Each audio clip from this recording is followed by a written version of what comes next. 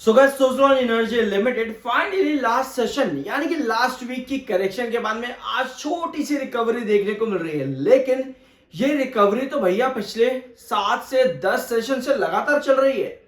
क्या अब ये रिकवरी यहाँ पर एक साइडवेज कंसोलिडेशन पैटर्न बिल्कुल सेम जो आपको टाटा स्टील या पर आईआरएफसी या फिर अदर स्टॉक्स जो हम डिस्कस करते हैं रेगुलर बेस पर उनमें भी देखने को मिला?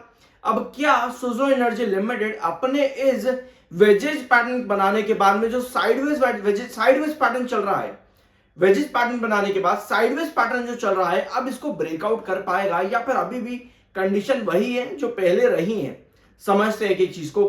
चैनल को सब्सक्राइब कर दिया करो यार, अच्छा लगता है, फ्री है, पैसे नहीं लगेंगे आपके बिल्कुल भी। सबसे पहले भैया आज की जो हाईलाइटेड खबर है वो यही है कि भैया म्यूचुअल फंड ने खरीदारी करी है। लेकिन भैया ये म्यूचुअल फंड ने खरीदारी ऐसा तो है नहीं कि आज ही कर ली या फिर कल ही कर ली थी या फिर पिछले ही हफ्ते कर ली थी, ऐसा तो नहीं है।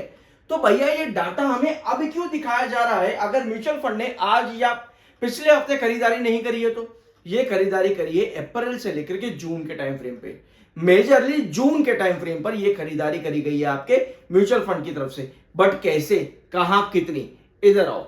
वैसे मैं आपके साथ ये पूरा डाटा डिस्कस कर चुका हूं। ये जून का डाटा है म्यूचुअल फंड का। ये वही डाटा जिसके अभी आर्टिकल आपने अभी देखा, जिसका भी हेडलाइन आर्टिकल का भी आपने देखा, ये वही डाटा। ये मैं आपके साथ पूरा डिस्कस कर चुका हूं कि म्यूचुअल फंड ने जून में खरीदारी करी है, मई में भी खरीदारी करी थी म्यूचुअल फंड ने। मई का डाटा भी आपके पास था। तो ये डाटा ना देखो क्या होता है, आपका ये डाटा हमें बाद में देखने को मिलता है। जब हो चुकी होती है खरीदारी, ये डाटा बाद में दिखता है। स्पेशली म्यूचुअल फंड का एफआईआईज या फिर आपके प्रमोटर, इनका डाटा आपको भले ही मिलता रहता है time to time, insider trading में मिल जाता है या फिर ये हाईलाइट हो जाता है टाइम पे ही। बट मेजरली म्यूचुअल फंड का डाटा जो होता है वो आपको हर महीने के बाद ही देखने को मिलता है। मतलब जब हो जाता है उसके लगभग 15 दिन 20 दिन के बाद ही मिलता है। तो अब ये डाटा है, मतलब जून में खरीदारी करी म्यूचुअल फंड ने या फिर अप्रैल से लेकर के जून तक की जो खरीदारी थी उसका इफेक्ट तो भैया ऑलरेडी दिख चुका है। तो अब ये क्या अच्छी न्यूज है? अब ये क्या खरीदारी यहां पर हुई? अब कुछ नहीं हुआ भैया, अब सिर्फ और सिर्फ आर्टिकल्स और न्यूज ही आपको देखने को मिलेगी। Motilal Oswal mid cap fund 1.03% stake wind energy solution Suzlon energy limited में उठाया अप्रैल से जून में।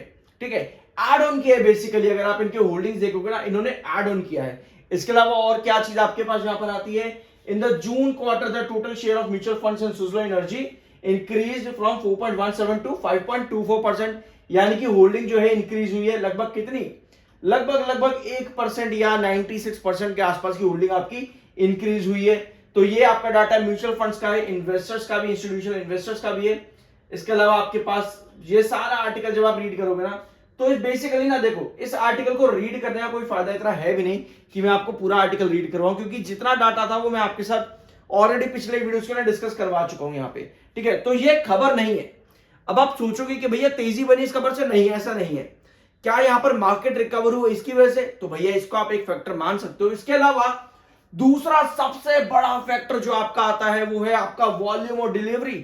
पिछले हफ्ते के लास्ट सेशन आपके पास लो वॉल्यूम था, डिलीवरी हाई थी।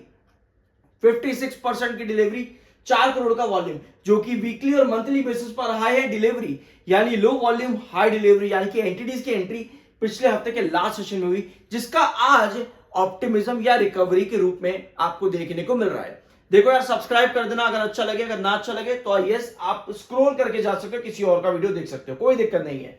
48.77% की डिलीवरी अभी यहां पर मिड डे के अंदर है। और एक खराब चीज एक बार फिर से जो पिछले 10 दिन से यानी कि 10 सेशन से लगातार देखने को मिल रही है सुज़लोन में, वो ये है कि आपको फिर आज 1 करोड़ 7 लाख शेयर सेल पर दिख रहे हैं।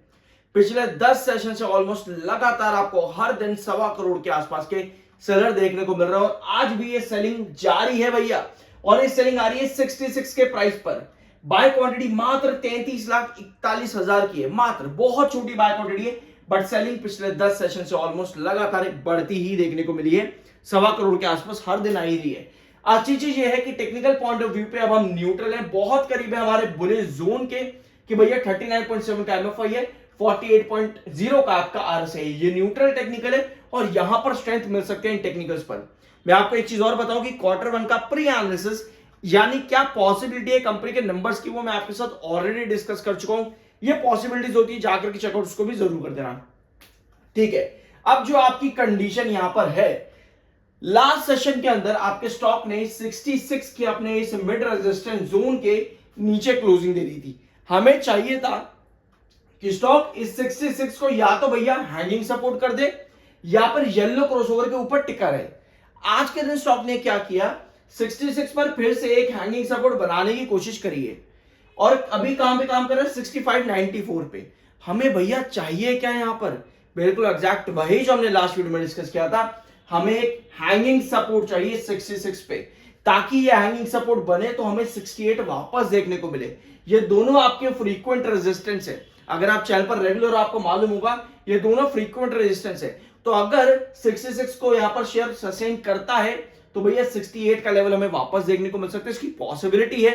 कोई बाय सेल की रिकमेंडेशन नहीं, वो आपकी अपनी मर्जी होनी चाहिए।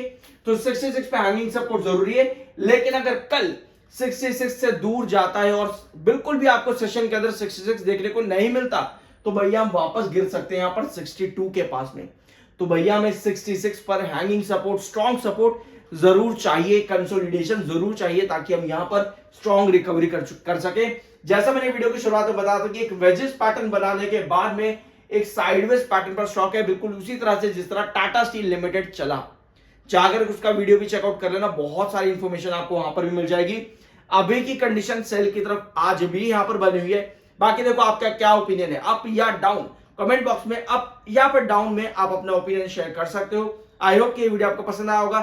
मेरा दूसरा यूट्यूब चैनल सब्सक्राइब करना मत भूलना, लिंक डिस्क्रिप्शन बॉक्स में बहुत सी इंफॉर्मेशन आपको यहां पर भी देखने को मिलेगी, ऐसी जो कि एज एन इन्वेस्टर या पर एज अ ट्रेडर हम सोचते भी नहीं कि भैया इनको देखे भी, तो वो सब चीजें आपको इस चैनल पर मिलेगी। सब्सक्राइब कर देना, लिंक डिस्क्रिप्शन बॉक्स में। मिलते हैं अगले वीडियो में।